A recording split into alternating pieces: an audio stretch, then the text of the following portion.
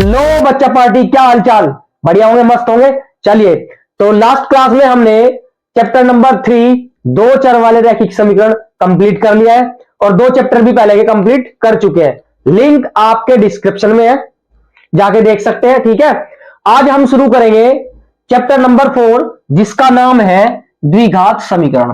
द्विघात समीकरण बोर्ड में इसमें से सबसे ज्यादा सवाल आते हैं, मैक्सिमम सवाल इसमें से आते हैं और अच्छे सवाल आते हैं। मतलब अगर मैं एक बात में कहूं तो ये बहुत ज्यादा इंपॉर्टेंट है बोर्ड वालों के लिए। ठीक है, तो समझते हैं एक बार मोटा मोटा सा भाई द्विघात समीकरण क्या होती है, एंड उसके बाद चलेंगे सीधा एक्सरसाइज की तरफ या फिर प्रैक्टिस पेपर की तरफ। ठीक है, क्यों? क्योंकि टाइम कम है और करना बहुत कुछ है, इसलिए मैं आपको एक सवाल तो नहीं करवा सकता, लेकिन जो मोस्ट इंपोर्टेंट सवाल है, PYQ है, वे हम इसमें डिस्कस करेंगे। ठीक है, चलिए फटाफट करते हैं शुरू। तो क्या है भाई द्विघात समीकरण का मतलब समझो एक बार। द्विघात मतलब जिसकी घात क्या हो, दो हो। जिसकी घात क्या हो, घात बराबर दो, और क्या अधिकतम। बताया द्विघात बहुपद पढ़ा था हमने, ऐसा ही समीकरण है। ठीक है, द्विघात समीकरण, तो ये लिख लेते हैं हम भाई, क्या है ये? द्विघात समीकरण है, द्विघात समीकरण। तो जिसकी घात दो हो अधिकतम, उसे हम द्विघात कहते हैं। बात समझ में आई? समीकरण का मतलब क्या कि भाई समीकरण का मतलब यह है कि बराबर से LHS में भी कुछ ना कुछ नंबर होने चाहिए और RHS में भी कुछ ना कुछ नंबर होने चाहिए। ठीक है, तो ये क्या हो जाएगी आपकी? ये आपकी समीकरण हो जाएगी। आप समझते द्विघात समीकरण का मानक रूप फटाफट। तो इसका स्टैंडर्ड फॉर्म यानी मानक रूप क्या होगा इसका? मानक रूप, तो मानक रूप होगा इसका AX² plus BX plus C बराबर 0। C बराबर 0, ये होती है द्विघात समीकरण की स्टैंडर्ड फॉर्म यानी मानक रूप। बात समझ में आ गई? Yes sir. अब समझते हैं भाई इसमें A, B और C क्या है। तो A, B, C बराबर है हमारे अचर पद। क्या है? अचर पद। क्या है हमारे? अचर पद, मतलब हमारे नंबर्स है। ठीक है, संख्याएं हैं। और x क्या है यहां पर? x है हमारा चर। क्या है हमारा? चर। और तीसरे चैप्टर में बता चुका हूं कि चर क्या होते हैं और अचर क्या होते हैं, डिटेल में जाके देख लेना। ठीक है, चलिए अब क्या कि भाई द्विघात समीकरण हो सकती है। कंडीशन क्या है कि भाई आपका जो a की वैल्यू है, a की वैल्यू वो कभी भी 0 के बराबर नहीं होनी चाहिए, नहीं तो द्विघात समीकरण आपकी गलत हो जाएगी। ठीक है, इसीलिए a कभी भी 0 नहीं हो, b 0 हो सकता है, c भी 0 हो सकता है, लेकिन a 0 नहीं होना चाहिए। तो हम कह सकते हैं कि भाई ये द्विघात समीकरण है। बात समझ में आ गई क्या? ठीक है, चलिए अब क्या और कुछ बचता है क्या? नहीं बचता और कुछ। ठीक है, इतना ही है मोटा मोटा सा द्विघात समीकरण है, और सीधा करना क्या है ये देखेंगे हम इसको। ठीक है, एक बार आप जो है फटाफट इसके स्क्रीनशॉट ले लो ताकि हम आगे बढ़ सके। ठीक है, ले लिया। चलिए अब सीधा एप्लीकेशंस की तरफ चलते हैं, हमें क्या क्या इसमें पढ़ना है। ठीक है, क्या क्या पढ़ना है साथ साथ लेके चलते हैं। ठीक है बच्चों,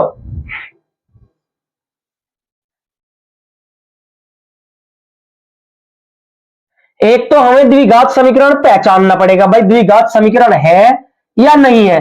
पहली एक्सरसाइज में तो यही है, द्विघात समीकरण है या नहीं है। ठीक है, तो 4.1 में तो यही सब है, तो देख लेंगे भाई क्या कुछ है या नहीं है। ठीक है, फॉर्मूले आपको 2-4 फॉर्मूले आपको याद होने चाहिए। ठीक है, वो कर लेना आप लोग, लास्ट क्लास में भी ये पढ़ाई होगा द्विघात समीकरण। ठीक है, तो देख लेते हैं कि हमें क्या करना पड़ेगा द्विघात समीकरण में। हमें एक तो द्विघात समीकरण की पहचान करनी पड़ेगी। द्विघात समीकरण की एक तो आपको पहचान सीखनी पड़ेगी। क्या सीखनी पड़ेगी? पहचान। सवाल आ जाता है MCQs में कि बताइए इनमें से कौन द्विघात समीकरण है या नहीं है। ठीक है, चलिए अब क्या, पहली चीज हो गई। दूसरी चीज, आपको द्विघात समीकरण के गुणनखंड यानी कि आपको शून्यक निकालने पड़ेंगे। शून्यक किस में थे? देखो बहुत ध्यान से, शून्यक थे हमारे बहुपद वाले चैप्टर में। इसमें हमारा जो है, इसमें आपके मूल आएंगे। क्या आएंगे? आपको मूल भी निकालने पड़ेंगे। और क्या सीखे? मूल निकालना। ठीक है, और मूल्यों का योगफल, मूल्यों का गुणनफल, अचर पद, ये सब सीखते रहेंगे। ठीक है, तो करते हैं शुरू आज की क्लास को फटाफट, देरी ना करते। तो चलिए बच्चों फटाफट, तो बच्चों देखते हैं हम सीधा उदाहरण, और उदाहरण क्या कहते हैं कि भाई समझना बहुत ध्यान से। ज्ञात करो कि निम्नलिखित में से कौन द्विघात समीकरण है। क्या कह रहा है कि द्विघात समीकरण बतानी है कि इन दोनों में से कौन द्विघात समीकरण है। तो द्विघात समीकरण के लिए हमें स्टैंडर्ड फॉर्म इनका बनाना पड़ेगा और उसके बाद हम डिसाइड करेंगे भाई द्विघात समीकरण है या वो नहीं है। ठीक है बच्चों, तो द्विघात समीकरण के उदाहरण मैंने ले थे, मैं ले लेता हूं कैसे होते हैं द्विघात समीकरण उदाहरण। कि भाई जैसे 7x² प्लस 4x माइनस का 7 बराबर 0, ये एक द्विघात समीकरण है। और क्या है कि भाई x में क्या y में भी हो सकता है, z में भी हो सकता है, किसी में भी, जैसे मैंने ले लिया कि 8t² माइनस का 4t और प्लस का 7 बराबर में 0, ये भी एक द्विघात समीकरण है। बात समझ में, मतलब बराबर में 0, कुछ ना कुछ 0 हो चाहे कोई नंबर भी हो, होना चाहिए कुछ ना कुछ, उसे हम द्विघात। मैक्सिमम घात देख रहे हो आप, मैक्सिमम घात क्या है भाई 2 है, तो हम कह सकते हैं द्विघात समीकरण के उदाहरण है। ठीक है, इसको भी फटाफट स्क्रीनशॉट ले लो। चलो अब करते सीधा आंसर कि भाई बोर्ड में सीधा सीधा आता है कि इनमें से बताइए कौन द्विघात समीकरण है और कौन नहीं है। ठीक है, तो करते हैं फटाफट हल। हल क्या कह रहा है कि भाई इसको बताना है। क्या करें भाई, बराबर में कोई ना कोई नंबर है, इधर भी कोई ना कोई नंबर है, क्या करें, बराबर में क्या छोड़ते हैं, 0 छोड़ते हैं, तो छोड़ देते हैं इसका, इधर ले आते सबको। तो ये 3x² माइनस 4x प्लस 2, ये तो इधर ही है, देखो जरा। अब क्या करूं, इन सबको इधर ले आओ स्टेप बाय स्टेप। ठीक है, तो 2x इधर आएगा तो माइनस का हो जाएगा 2x²। ठीक है, कोई दिक्कत नहीं। माइनस का 2x इधर आएगा तो कैसा हो जाएगा, प्लस का 2x, और 4 इधर आएगा तो कैसा हो जाएगा, माइनस का, और बराबर में क्या आ जाएगा, 0 आ जाएगा। भाई द्विघात समीकरण की जो स्टैंडर्ड फॉर्म है, तो बोलते हैं कि बराबर में 0 आना चाहिए, आ गया जी 0। चलिए अब क्या करें, अब जो सेम वेरिएबल है, मतलब वेरिएबल में चर है, जो सेम नंबर के चर है, वो माइनस भी हो सकते हैं और प्लस भी हो सकते हैं। तो भाई 3x² और माइनस का 2x², तो 3x² में से जब 2x² जाएगा तो कितना बचेगा, 1x²। एक हम आगे लिखते नहीं है, कोई दिक्कत नहीं, दिक्कत बहुत बढ़िया। क्या करें भाई, x वाला चर लेते हैं, x है, इधर भी कोई x है क्या, ये रहा x। तो माइनस का 4x और प्लस का 2x, माइनस प्लस माइनस, तो बचेगा आपका माइनस का 2x। कोई दिक्कत नहीं, दिक्कत। चलिए अब खाली अचर पद देखते हैं। अचर पद कौन है भाई, 2 है और एक 4 है, ये प्लस का ये माइनस का, प्लस माइनस माइनस होता है, तो आपका बच जाएगा माइनस का 2 और बराबर 0। अब बताइए भाई साहब, क्या ये आपकी द्विघात समीकरण है। देखिए कि भाई मैक्सिमम घात 2 है, ठीक है, और ax², bx और c बराबर 0 है। क्या मैं कह सकता हूं कि द्विघात समीकरण है, यस बिल्कुल सही द्विघात समीकरण है। तो हम कह सकते हैं हां यह द्विघात समीकरण है, हां यह द्विघात समीकरण है। बच्चों समझ में आ गई क्या बात, बिल्कुल क्लियर है, कैसे करना है पता चल गया कि भाई सबको लेके सोल्व कर दो बस। ठीक है, बराबर में 0 बचना चाहिए। करते हैं इस सवाल को, सवाल थोड़ा बढ़िया है तो ध्यान से देखना। ठीक है प्यारे बच्चों, तो इसको जरा इरेज कर देते हैं फटाफट। चलिए तो मैं जरा एक लाइन खींच देता हूं, दीवार बना देता हूं यहां पे। हल देखना जरा बहुत ध्यान से। आपको कुछ फॉर्मूला याद आया, a माइनस बी का होल स्क्वायर, पढ़ा होगा आपने 9th क्लास में भी 8th क्लास में भी। तो मैं लिख देता हूं कि भाई a माइनस बी का होल स्क्वायर क्या होता है। a माइनस बी का होल स्क्वायर होता है आपका क्या भला, a का स्क्वायर, जो बच्चों को पता हो फटाफट बताओ, a² प्लस b² माइनस का 2ab। ठीक है, साथ साथ प्लस का भी लिख देता हूं, चलो नोट कर लेना ये, a² प्लस b² प्लस का 2ab। सारा खेल यहां पे है, माइनस है तो लास्ट में माइनस लगा दो, प्लस है तो सब में प्लस ही रहेगा। ठीक है, और फटाफट स्क्रीनशॉट ले लो। चलिए अब क्या करें कि भाई सोल्व करते हैं इसको। a माइनस बी, ये a है और ये b है, तो माइनस के बीच में a माइनस बी का होल स्क्वायर ले ले। चलिए a का स्क्वायर, तो a का स्क्वायर मतलब x का स्क्वायर, ठीक है, प्लस b का स्क्वायर, b मतलब 2 है तो 2 का स्क्वायर, बात समझ में आ रही है, और माइनस 2 इंटू, क्योंकि आपस में मल्टीप्लाई में होते हैं, a क्या है x मल्टीप्लाई b क्या है 2। कोई दिक्कत बच्चों, नहीं दिक्कत। चलिए और इधर क्या है आपका 2x माइनस 3 है, बात समझ में आ गई, आ गई। चलिए अब देखो x की पावर 2 मतलब x की पावर 2 ही रहेगी भाई, प्लस 2 की पावर 2 कितना बनेगा, 2 की पावर 2 बनेगा आपका 4, कितना बनेगा 4 बनेगा, ठीक है। और माइनस का 2 दूनी 4 और ये एक्स इसके साथ चिपका दो, कोई दिक्कत, ठीक है। चलिए अब क्या करें भाई, प्लस का 1, और यार एक चीज तो छोड़ ही दिया यार हमने, देखो ये प्लस का 1 छोड़ दिया भाई, ठीक है। तो इसको थोड़ा सा मैं यहां पर ऐड कर देता हूं, प्लस का 1 और ये बराबर दिख रहा है बच्चों। चलिए और यहां पर भी क्या करता हूं, प्लस का 1 और बराबर में 2x माइनस का 3, आगे समझ में, ठीक है। तो देखो बहुत ध्यान से, ये नंबर कभी कभी चूक जाते हैं बोर्ड में, तो बहुत ध्यान से करना है, ठीक है। चलिए तो इधर क्या करूं, इधर सारे नंबर ले आऊं, क्योंकि बराबर में क्या बचाना है भाई 0। तो क्या मैं इसको एक्स स्क्वायर प्लस के 4 माइनस के 4x और प्लस का 1, और ये इधर आएगा तो कैसा हो जाएगा बच्चों, माइनस का 2x, और ये इधर आएगा तो कैसा हो जाएगा प्लस का, और बराबर में क्या बचेगा 0। कोई दिक्कत आपत्ति नहीं, चलिए बहुत बढ़िया। अब क्या करें, सेम वेरिएबल ढूंढते हैं।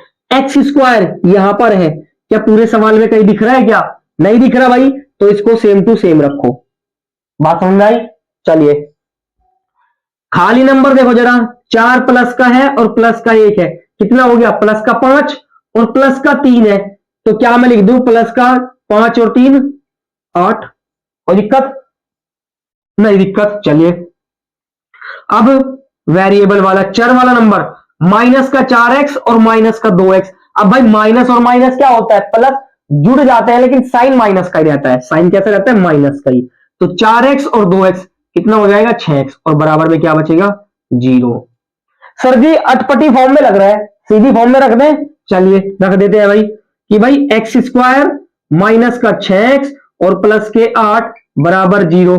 क्या ये आपको द्विघात समीकरण जैसा दिख रहा है, या ये द्विघात समीकरण ही है, बिल्कुल ठीक, ये द्विघात समीकरण ही है। कैसे कह सकते हैं कि भाई मैक्सिमम एक्स की पावर 2 है और ए एक्स स्क्वायर बी एक्स और सी खाली नंबर है, तीनों चीजें अवेलेबल है, तो हम कह सकते हैं द्विघात समीकरण है, ठीक है बच्चों। तो यही था आपका टास्क कि भाई ये बताओ ये द्विघात समीकरण है या नहीं है, तो आप लिख दोगे हाँ ये द्विघात समीकरण है, क्या कि भाई x माइनस 2 का होल स्क्वायर प्लस 1 बराबर 2x माइनस 3 एक द्विघात समीकरण है, एक द्विघात समीकरण है, ठीक है प्यारे बच्चों। आई होप की बात आपको बिल्कुल समझ में आई होगी, सवाल बिल्कुल क्लियर हो गया होगा, ठीक है। एक दो सवाल और करेंगे, आपको बिल्कुल क्लियर कट हो जाएगा यहां पे कि भाई हमें कैसे करना है, ठीक है। चलिए फटाफट स्क्रीनशॉट ले लो, फटाफट ले लिया। चलिए चलते हैं अगले एक सवाल की तरफ, चले बच्चों तो देखते हैं एक और सवाल क्या है, सी, सवाल नंबर सी, कि भाई x प्लस 1 प्लस 8 बराबर है x प्लस 2 और x माइनस 2 के, ठीक है। तो बहुत ध्यान से आइडेंटिटी आपको रिकॉल होनी चाहिए, याद होनी चाहिए, ताकि आपका सीधा सीधा सवाल हिट हो सके, ठीक है। तो करते हैं हम इसका सॉल्यूशन, देखते हैं भाई ये द्विघात समीकरण है भी या नहीं भी। चलिए क्या बीच में कोई साइन है, ब्रैकेट के साथ कोई भी चीज होती है हमेशा मल्टीप्लाई का साइन, किसका साइन होता है मल्टीप्लाई का, तो सीधा सीधा सॉल्यूशन करना शुरू करते हैं भाई। मल्टीप्लाई का तो इसके साथ मल्टीप्लाई करेंगे, एक्स की मल्टीप्लाई एक्स में, तो क्या हो जाएगा एक्स की पावर 2। आपने 9th क्लास में पढ़ा होगा कि क्या, कि भाई अगर सेम वेरिएबल है उसकी मल्टीप्लाई करते हैं तो घात जुड़ जाती है, एक इसकी तो जाएगी 2, ठीक है। तो गुना में घात जुड़ती है, लिख लेना गुना में घात जुड़ती है, ठीक है, गुना में घात जोड़ लेते हैं अगर सेम वेरिएबल होता है, ठीक है। चलिए अब एक की मल्टीप्लाई किस में करेंगे x में, तो x प्लस 1 कितना हो जाएगा x1 या x ही हो जाएगा भाई, ठीक है, प्लस 8 बराबर, क्या ये बात समझ में आ गई, क्लियर है।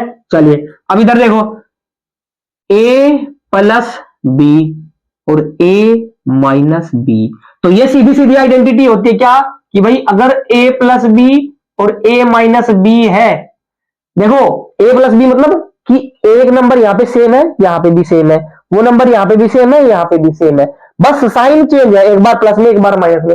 अगर कोई ऐसी चीज है तो इसकी आइडेंटिटी होती है क्या, कि भाई ए स्क्वायर माइनस बी स्क्वायर, ये इसका फॉर्मूला होता है सीधा सीधा, ठीक है। मतलब क्या कि भाई ए स्क्वायर, ए को नहीं यहाँ पे भी एक्स, यहाँ पे भी एक्स, यानी कि एक्स का स्क्वायर, कोई दिक्कत नहीं दिक्कत, माइनस है तो माइनस, बी का स्क्वायर, बी क्या है यहाँ पे 2 और यहाँ पे भी 2, तो बी का स्क्वायर मतलब 2 का स्क्वायर। आई होप की बात अब ये समझ में आ चुकी होगी आप लोगों को, ठीक है। चलिए अब आगे करते हैं भाई। X square plus x plus 8 बराबर एक्स का स्क्वायर कितना बनेगा, एक्स का स्क्वायर ही बनेगा, माइनस 2 का स्क्वायर कितना बनेगा आपका 4 बनेगा। कोई दिक्कत भाई, 2 का स्क्वायर 4 होता है, 8वीं क्लास में पढ़ा होगा square and square root chapter का। चलिए अब क्या करें भाई, इधर ले लो सबको, बराबर में 0 बचा लिया अपने को, ठीक है। तो एक्स स्क्वायर प्लस का एक्स प्लस का 8, अब इसको मैं इधर लाऊंगा तो माइनस का एक्स स्क्वायर हो जाएगा, कोई दिक्कत नहीं है। ये माइनस का 4 इधर आएगा तो कैसा हो जाएगा प्लस का, और बराबर में क्या बचेगा आपका 0, ठीक है। चलिए अब क्या कि भाई सेम वेरिएबल वाले एक्स स्क्वायर प्लस का और एक्स स्क्वायर माइनस का कैंसिल, हाँ जी। एक्स कोई है क्या, नहीं है, तो खाली एक्स आ गया। चलिए प्लस का 8 और प्लस के 4, तो मैं कह दूं प्लस का 12 और बराबर 0। क्या भाई ये द्विघात समीकरण है क्या, क्या ये द्विघात समीकरण है, नहीं जी, घात 2 नहीं है, घात 2 नहीं है। और a बराबर क्या दिख रहा है भाई, 0 दिख रहा है, a तो नहीं है ना। जब a नहीं है तो हम कह सकते हैं क्या, अतः एक्स एक्स प्लस 1 प्लस 8 बराबर x plus 2 and x minus 2 द्विघात समीकरण नहीं है।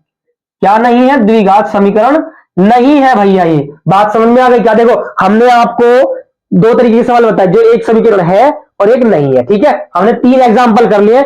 आई होप कि बिल्कुल क्लियर हो चुका होगा आपको कि भाई द्विघात समीकरण की पहचान कैसे करनी है, ठीक है बच्चों। तो चलते हैं नेक्स्ट कंसेप्ट की तरफ, फटाफट चलो। तो बच्चों देखते हैं सेकंड टाइप का सवाल कि उदाहरण नंबर क्या है हमारा 2 है, कि क्या है सवाल, आता है सवाल, सवाल इंपॉर्टेंट है बहुत ज्यादा।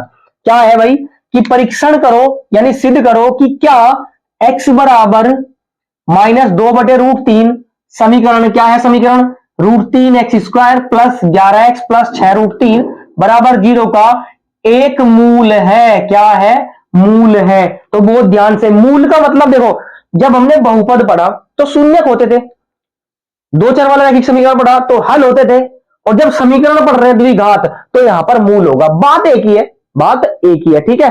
क्या है, अगर किसी भी समीकरण का मूल होने की कंडीशन क्या होती है, क्या कंडीशन है, शर्त यह है कि भाई अगर आप x की वैल्यू रख दो इस समीकरण में, अगर RHS आपका यानी आपका उत्तर आंसर अगर 0 आ जाए तो हम कह सकते हैं कि भाई जो समीकरण दी हुई है x की वैल्यू उसका एक मूल है। बात समझ में आ गई क्या, अगर आपका आंसर 0 नहीं आया तो मूल नहीं है, ठीक है। तो सीधा सॉल्यूशन करते हैं बड़े प्यार से, एक बार बोर्ड की तरफ नजर जमाए रखना, ठीक है, हटाना मत, ठीक है बच्चों। चलिए हल, और सवाल इंपॉर्टेंट है, मैं लिख देता हूं पहले ही। सवाल मतलब ये टाइप, ठीक है, ऐसे टाइप के सवाल आते हैं। क्या करें कि भाई ये तो दिया है हमें, कि दिया है, क्या दिया है कि x बराबर -2/√3 समीकरण का एक मूल है, एक मूल है। अगर भाई समीकरण का एक मूल है तो आंसर आपका कितना आना चाहिए, 0 आना चाहिए। चलिए हम दाया पक्ष लेते हैं समीकरण का, ठीक है। तो हमने क्या लिया है, दाया पक्ष ले लिया। तो दाया पक्ष क्या है भाई, √3 x स्क्वायर प्लस का 11x और प्लस का 6√3 ले लिया। कोई आपत्ति, नहीं आपत्ति। चलिए अब क्या कि x बराबर -2/√3, इसका मतलब हमने पिछले सवाल में भी समझा था, पिछली क्लास में समझा था कि भाई बराबर में इसका मतलब है कि जहां पर x है वहां पे -2/√3 रख दो। तो रख देते हैं, जहां पर x है देखना बड़े ध्यान से, बहुत ध्यान से, √3 और इन दोनों के बीच में कोई साइन दिख रहा है क्या, नहीं। तो आपने बताया था सर जी मल्टीप्लाई का साइन है, लगा दूं, कोई दिक्कत नहीं। x की वैल्यू क्या है, -2/√3 है, और इसका क्या है, स्क्वायर है, कोई दिक्कत, मतलब जहां पे x था मैंने 2√3 रख दिया माइनस का, प्लस 11 मल्टीप्लाई, भाई इन दोनों के बीच में भी तो कोई साइन नहीं है तो मल्टीप्लाई का साइन है, जाहिर सी बात है। तो -2/√3 में यहां पर भी रख दू तो कोई दिक्कत नहीं, दिक्कत। चलिए और प्लस का 6√3।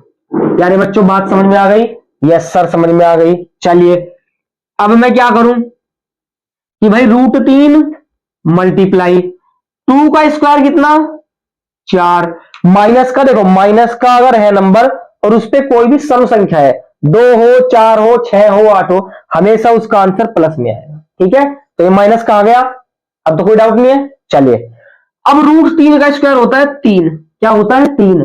भाई अगर कोई भी सेम नंबर की मल्टीप्लाई होती है यानी स्क्वायर होता है तो ये रूट से रूट कट जाता है सॉरी, और आंसर आता है खाली 3। बात समझ में आई क्या? ठीक है, रूट से रूट कैंसिल करते हैं 3 आंसर आता है। ठीक है, अगर हम √2 मल्टीप्लाई √2 करें तो आंसर आएगा 2। ठीक है, अगर हम √2 का स्क्वायर कर दे तो भी आंसर आएगा कितना? 2। क्यों? क्योंकि स्क्वायर से रूट कट जाता है। ठीक है बच्चों, बात समझ में आई क्या? चलिए, ये थोड़ा सा ठीक नहीं है, मैं इसका स्क्वायर कर देता हूं तब सही रहेगा। अब थोड़ा ठीक है। ठीक है, चलिए, तो ये 3 हो गया, √3 का स्क्वायर कितना? 3 हो गया। चलिए, प्लस, अब देखो भाई, अब क्या करूं मैं इसमें? भाई प्लस और माइनस सीधी मल्टीप्लाई करनी पड़ेगी। ठीक है, तो 11 दूनी 22 और √3 कम √3, कोई दिक्कत है क्या? नहीं। और प्लस और माइनस यहां पे कैसा बन जाएगा? आपका माइनस बन जाएगा। बात समझ में आ गई होगी भाई? आ गई पक्का? चलिए, और प्लस में क्या है आपका? 6√3 है। कोई दिक्कत बच्चों? नहीं दिक्कत। चलो बहुत बढ़िया। अब क्या करेंगे? क्या मैं इस 3 को, देखना बहुत ध्यान से, क्या मैं इस 3 को √3 मल्टीप्लाई √3 लिख दूं? भाई 3 ही तो बचेगा। या फिर एक काम करते हैं, मल्टीप्लाई कर लेते हैं यार। तो ये हो जाएगा 4√3 और बटे 3 माइनस का 22 बटे √3 और ये प्लस का 6√3। याद आ? कोई दिक्कत है? कोई डाउट नहीं है? चलिए, यहां पर दिख रहा है आप लोगों को? चलिए बहुत बढ़िया। तो क्या करें भाई? एलसीएम ले सकते हैं यार, हम लोग एलसीएम ले सकते हैं, कोई दिक्कत नहीं है। एलसीएम लेना आता कि नहीं आता? चलिए, लेकिन हम एलसीएम नहीं लेके क्या करें, इसको सोल्व कर ले पहले, तो क्या पता ये आंसर आ जाए, है ना? तो क्या करें भाई? 3√3 एलसीएम ले लेंगे हम। 3√3 ले लिया एलसीएम। इसकी मल्टीप्लाई इधर, भाई √3 की 4 में तो कर नहीं सकते, तो 4 तो रहेगा सेम टू सेम। अब √3 की √3 में करेंगे तो कितना हो जाएगा? 3 हो जाएगा। माइनस 22×66 और माइनस का 6√3। कोई दिक्कत प्यारे बच्चों? नहीं दिक्कत। चलिए, अब क्या करें भाई? 4×12 और 12 में से 66 जाएंगे तो आपके बच जाएंगे कितने? 12 माइनस का 66 और अपोन में 3√3, और ये माइनस का नहीं है, प्लस का 6√3 है। ठीक है, ये क्या है? प्लस का है। कोई दिक्कत? नहीं दिक्कत। चलिए, देखो कैलकुलेशन है थोड़ी सी, ठीक है ना, थोड़ा डरना नहीं है इस चीज से। कैलकुलेशन तो भैया आपको पक्की करनी पड़ेगी, आपको बिल्कुल सटीक। ठीक है, अब क्या करें भाई? इस कैल्शियम ले लेंगे। अब देखो 12 में से 66 जाएंगे तो कितना बचेगा? 6 में से 4 2 जाएंगे तो 4 बचेगा, 6 में से 1 जाएगा तो आपका 5 बचेगा, और ये भी माइनस का 3√3। कोई दिक्कत? नहीं दिक्कत। और प्लस का 6√3 और बट्टे 1। ठीक है, चलिए, अब क्या करें जी? इस 54 को कुछ भी ना करें, एल्शियम ले लेते हैं। 3√3 आ जाएगा, और ये माइनस का 54 और ये प्लस का, देखो 3 की मल्टीप्लाई 6 में तो हो जाएगी, तो 3×6 18 मल्टीप्लाई √3 की √3 में कितना आएगा? 3 आएगा। कोई दिक्कत बच्चों? नहीं दिक्कत है। चलिए, अब क्या करें? इधर आ जाते हैं कि भाई माइनस का 54 और प्लस का 18×3 कितना आ जाएगा? 18×3 = 54 और बट्टे में क्या आ जाएगा? 3√3। कोई दिक्कत बच्चों? नहीं दिक्कत। चलिए, अब भाई एक बात बताइए, प्लस का 54 माइनस का 54 क्या 0 आ जाएगा क्या? भाई 54 में से 54 क्या? 0, और बटे में 3√3। बात समझ में आई यहां तक? Yes sir. अब क्या कह दूं भाई मैं इसका आंसर, कि भाई 0, अगर 0 को किसी भी नंबर से डिवाइड करेंगे तो आंसर कितना बनेगा प्यारे बच्चों? 0 बनेगा। क्या बनेगा? 0 बनेगा। ठीक है, क्या आपका आंसर 0 आया? Yes sir. तो क्या मैं कह सकता हूं कि भाई ये जो है इस समीकरण का एक मूल है? यस और नो? Yes sir. तो जब आपका दाया पक्ष क्या आ जाए? 0 आ जाए, दाया पक्ष बराबर 0 आ गया, तो आप कह सकते हो कि x बराबर माइनस का 2/√3 इस समीकरण का एक मूल है। एक मूल है। बस यही बात बतानी थी इसमें। ठीक है, आई होप सवाल आपको बिल्कुल क्लियर हो चुका होगा कि हमने बहुत आराम से किया है, तरीके से किया है, डिटेल में किया है, कहीं भी शॉर्टकट नहीं मारा है। मार सकता था मैं शॉर्टकट, यहां पे तीनों का एलसीएम भी ले सकता था, लेकिन क्या होगा, अभी आप लोग सीख रहे हो, जब आप सीख जाओगे, परफेक्ट हो जाओगे, फिर आप भी शॉर्टकट मार लोगे। ठीक है, तो पहले फटाफट इसको नोट डाउन कर लो या स्क्रीनशॉट ले लो। ले लिया? चलिए, आज हमने दो चीज सीख ली, क्या? कि भाई एक तो द्विघात समीकरण कौन है और कौन नहीं है, ये क्योंकि एमसीक्यूज में आ जाता है, पूछ लेता है 1 नंबर का। ठीक है, दूसरा क्या सीखा कि भाई मूल है या नहीं है। मूल होने की कंडीशन सीख ली हमने, क्या कि अगर आंसर 0 आ जाए तो मूल है, अगर आंसर 0 नहीं आए तो मूल नहीं है। ठीक है, आई होप चीजें आज की आपको बिल्कुल सटीक और क्लियर हो चुकी होगी। ठीक है, मिलते हैं नेक्स्ट वीडियो में, तब तक के लिए पढ़ते रहिए। जय हिंद, जय Bharat, all the best, thank you so much.